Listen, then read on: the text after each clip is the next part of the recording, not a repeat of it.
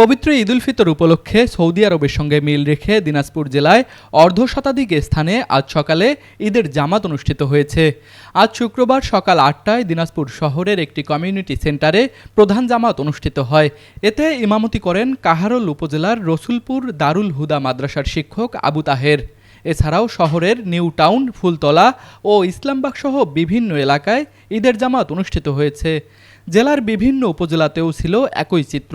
বোসাগঞ্জের সাতির, বিরলের ভাড়াডাঙ্গি, কাহারোলের জয়নন্দগ্রাম ও ১৩ mile, বিরামপুরের Binail ইউনিয়নের আয়রাবাজার জামে মসজিদ ও যোধবানী ইউনিয়নের খয়েরবাড়ি মির্জাপুর জামে মসজিদ, চিরিরবন্দর উপজেলার রাবার ড্যাম এলাকা এবং বিরল উপজেলার বালাদার গ্রামসহ নানান স্থানে মুসল্লিরা একত্রিত হয়ে নামাজ আদায় করেছেন। আমরা যেহেতু বাংলাদেশ পৃথিবী একটা, আর আল্লাহ তাআলা একদিনেই আমাদের করতে বলছে, এই জন্য সকল মানুষকে একই হিসাবে করছে, এই জন্য আমরা একদিনেই চেষ্টা করি। প্রতিটি জামাতে গড়ে প্রায় ২ শতাধিক মুসল্লির উপস্থিতি লক্ষ্য করা গিয়েছে। সব মিলিয়ে জেলায় প্রায় ২,০০০ পরিবার সৌদি আরবের সঙ্গে মিল রেখে পবিত্র ঈদ উল ফিতরের নামাজ আদায় করেছেন।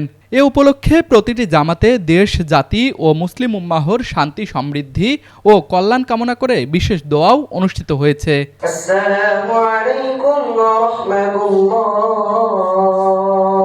দিনাজপুর প্রতিনিধি মিজানুর রহমান পাপ্পুর পাঠানো তথ্য ও চিত্রে তুষার আচার্য, ডেস্ক রিপোর্ট, RCTV।